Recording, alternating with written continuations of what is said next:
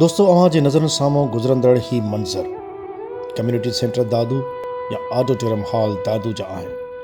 जेको 4 महीननि में मुकमल थियणो हुयो मगर अञा ताईं मुकमल न थी सघियो आहे।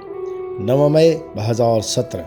दादू शहर जी आवाम लाइ सकाफ़ती, इल्मी ऐं अदबी सरगर्मियुनि खे हथी ॾियण लाइ अलामा आए काज़ी लाइब्रेरी दादू जे पासे में सिंध सकाफ़त ऐं सयाहत खाते पारां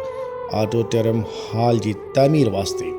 सिंध जे मशहूर आर्कियोलॉजिस्ट सैयद हाकम अली शाह ऐं ॿियनि अदबी शख़्सियतुनि जी निगरानी हेठि दुआ घुरी वई ऐं संगे बुनियाद रखियो वियो। उन वक़्तु पधिरो कयो वियो त सकाफ़त ऐं सयाहत खातो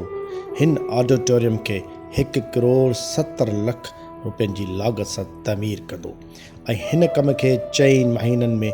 मुकमल कयो वेंदो त जीअं दादू जो अवाम हिन ऑडिटोरियम मां मुकमल थियण सां लाभ हासिल कनि।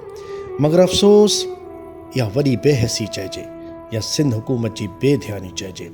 सिंध में तइलीम जी तरक़ी जा प्रोजेक्ट हुजनि या इस्पतालुनि जे तामीरात जा प्रोजेक्ट हुजनि या सिंध गवर्नमेंट तरफ़ां को बि मेगा प्रोजेक्ट हुजे, वक़्त ते मुकमल थियण जो नालो ई नथा वठनि। ऐं सिंध हुकूमत खे घुर्जे त पंहिंजे दौर जा ॾिनल तरक़ियाती प्रोजेक्ट वक़्त सिर मुकमल करे घटि में घटि ईंदड़ इलेक्शन में वोट वठण लाइ संदन वटि को